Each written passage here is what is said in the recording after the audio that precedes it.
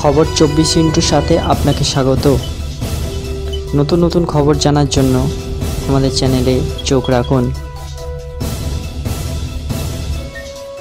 নমস্কার, খবর 24 সাথে আপনাদের স্বাগত। দর্শক, মাত্র 6 মিলিমিটার লম্বা কালো মাছি ঘরের মাছির মতো নিরীহ মনে হতে পারে আপনাদের, কিন্তু তাদের কামড় খুবই অপ্রীতিকর। মশার মতোই উঠতে সক্ষম এই পোকামাকড়ের এদের স্ত্রীদের ডিম উৎপাদনের জন্য রক্তের প্রয়োজন হয়। পুল ফিডার হিসাবে পরিচিত এরা। তারা তাদের তীক্ষ্ণ দাঁত ব্যবহার করে হোস্টের ত্বকে আঁচড় দেয় এবং তারপরে রক্তের ফোঁটা গ্রহণ করে। মশা দ্বারা ক্ষতস্থানে প্রবর্তিত অ্যান্টিকোয়াগুল্যান্ট বা সাথে চেতনানাশক পদার্থগুলি গুরুতর অ্যালার্জির প্রতিক্রিয়া সৃষ্টি করতে পারে বা সেকেন্ডারি ব্যাকটেরিয়া সংক্রমণের দিকে পরিচালিত করতে পারে। Senckenberg biodiversity and climate research centre, Goethe university Frankfurt, লোই সেন্টার ফর ট্রান্সলেশনের অধ্যাপক ডক্টর সোবেন কেম্পাল বলছেন, জীব বৈচিত্র্যে জিনোমিক্স এবং ফ্রনহোফার আইএমই জিনসেন খুবই কিন্তু একটা রহস্যজনক। উনি আরও বলেন, কালো মাছিগুলিও ভেক্টর সক্ষম, যার অর্থ তারা তাদের কামড়ের মাধ্যমে সংক্রামক রোগ সৃষ্টিকারী রোগ জীবাণু প্রেরণ করতে পারে। কালো মাছি দ্বারা সংক্রমিত সবচেয়ে সুপরিচিত রোগগুলির মধ্যে একটি হলো অনকোসারাসিয়াসিস, যা নদী অন্ধত্ব নামে পরিচিত। নেমাটোড অনকোসারোকা ভলভুলাস দ্বারা সৃষ্ট, যা আফ্রিকার স্থানীয় একটা রোগ।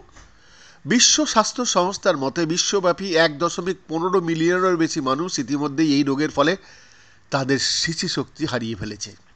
আন্টার্কটিকা ছাড়া সব মহাদেশেই কালো মাছি পাওয়া যায়। 2000টিরও বেশি কালো মাছি প্রজাতি বিশ্বব্যাপী পরিচিত, তাদের মধ্যে 57টি জার্মানিতে। গোয়েতে ইউনিভার্সিটি ফ্র্যাঙ্কফুর্ট থেকে একজন গবেষক তার গবেষণার তথ্য দিয়েছেন, যার নাম সারা কুঞ্জ। বলছেন, প্রায় সমস্ত কালো মাছি প্রজাতির 98% ডিম পাড়ার আগে রক্তের খাবার প্রয়োজন হয়। ওনারা বলছেন, আমাদের গবেষণায় আমরা 12টি সাধারণ প্রজাতিকে 3টি জৈব ভৌগোলিক গোষ্ঠীতে শ্রেণীবদ্ধ করতে সক্ষম হয়েছি। আরও ব্যাখ্যা করেছেন এবং যোগ করেছেন যে এই গোষ্ঠীগুলো হলো: 1. জলপ্রবাহের ওপরে প্রান্তে বসবাসকারী পাহাড়ি প্রজাতি, 2. বিস্তৃত কুলুঙ্গি সহ প্রজাতি এবং এইভাবে ব্যাপকভাবে বিতরণ করা হয় বিভিন্ন ল্যান্ডস্কেপ জুড়ে, 3. নিম্নভূমি প্রজাতি। এই ফলাফলগুলি হেসি, নর্থ রাইন ওয়েস্টফালিয়া, রাইনল্যান্ড প্যালাটিনেট এবং সাক্সানি 4টে ফেডারেল রাজ্য কালো মাছির লার্ভাগুলি 1526টি রেকর্ড সম্বন্ধিত একটি বৈধ ডাটা সেটের উপর ভিত্তি করে এই প্রজাতির বিতরণী প্যাটার্নগুলির মূল্যবান অন্তর্দৃষ্টি প্রদান করা হয়।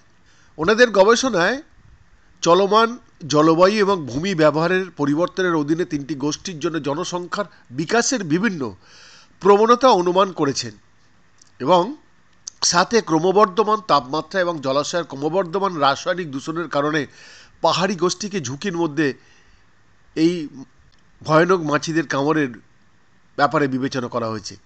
হ্যাঁ, প্রজাতি একটি বিস্তৃত কুলুঙ্গি বা নৃতাত্ত্বিক পরিবর্তনের উচ্চ সহনশীলতা দ্বারা চিহ্নিত করা হয়েছে। ফলস্বরূপ পশু চিকিৎসা এবং মানব চিকিৎসা সম্পর্কিত কালো মাছি প্রজাতি, যা প্রধানত 3য় গোষ্ঠীর অন্তর্গত, চলমান নৃতাত্ত্বিক পরিবর্তন দ্বারা পরিচিত হতে পারে এবং ইতিবাচক জনসংখ্যার প্রবণতার বিষয়ও হতে পারে। বৈদ্যনাথ দাসের রিপোর্ট, খবর 24/7।